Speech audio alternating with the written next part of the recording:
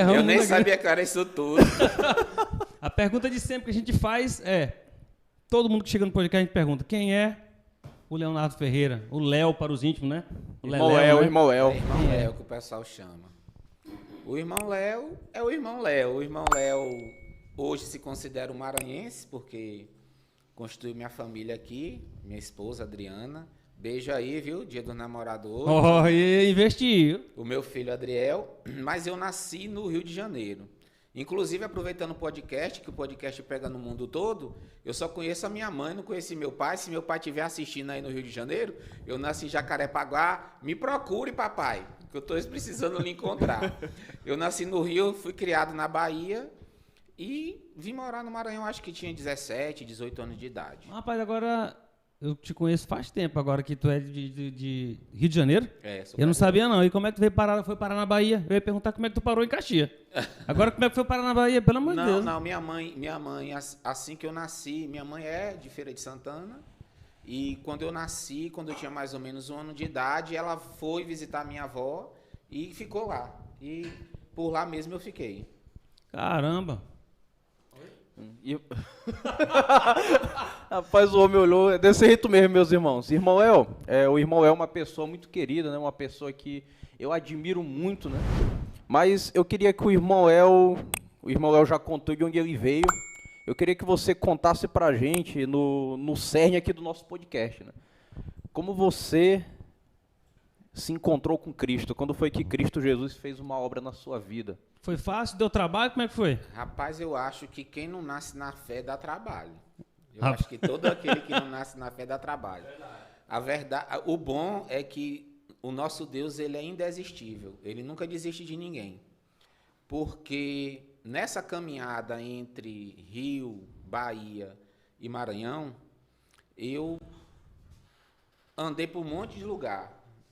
A minha mãe, um certo tempo, eu lembro que ela visitava a igreja Universal do Reino de Deus. Eu lembro que eu ia quando eu era pequeno. Mas nasceu católico? Não. A gente nasce católico, né? Aí os A pais da força. gente botam a gente para fazer as coisas. Se E batizou a e gente faz tudo. crisma. Sim, as únicas fotos que eu tenho de criança é do batismo. Coroinha.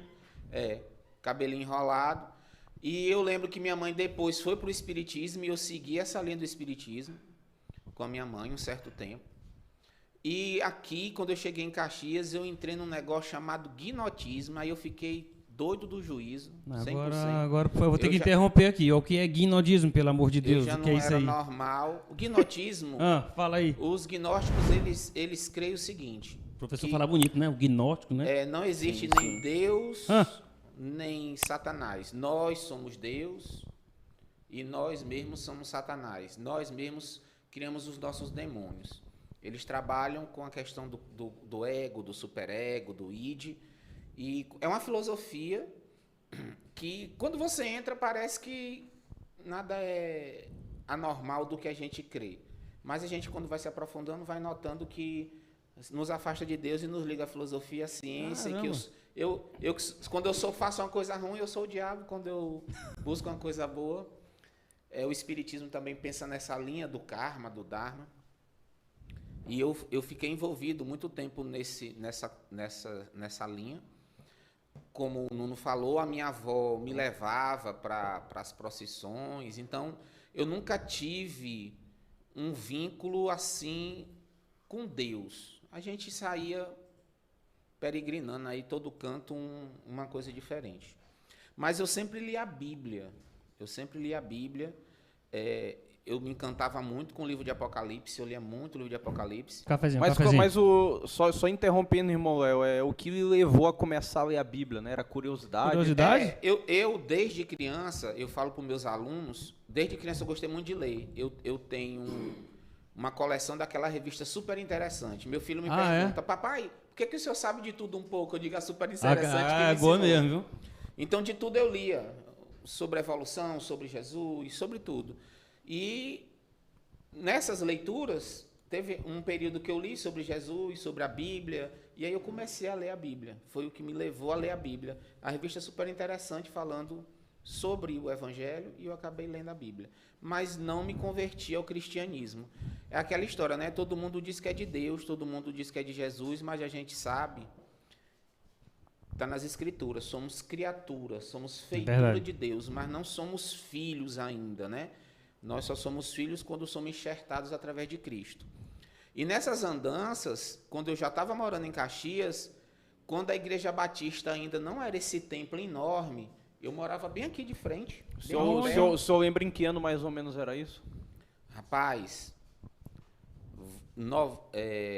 se a gente, eu 18 anos, eu tô com 48. Bota 20 anos para trás aí. 20 anos então, atrás. Então, 2003, né? 2003, exatamente. 2003. Não, é mais do que isso. É porque eu tinha 18 ou 40, 30 anos atrás. 94, 95. Ah, foi em 94. Né? Quando foi que a isso igreja mesmo. começou aqui?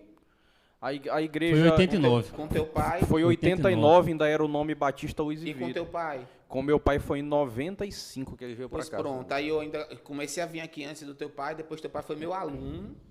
Sim. E eu comecei a frequentar a igreja, mas eu vinha pra igreja, que eu morava aqui pertinho e tinha uma sorveteria ali, e eu ficava cantando as meninas da sorveteria e era tudo crente. Aí eu vinha, né? Aí o senhor vinha com essa intenção assim, né? De ouvir tentar a palavra. tirar uma casquinha, né? Tudo. Era. Encontrar- A gente, quando não conhece Jesus, a gente é de Satanás mesmo. A gente só pensa fazer coisa errada. Rapaz, agora... Mas o senhor prestava atenção na pregação quando o senhor vinha? Sim, sim. Pensei que sim. tu ia perguntar se ele prestava.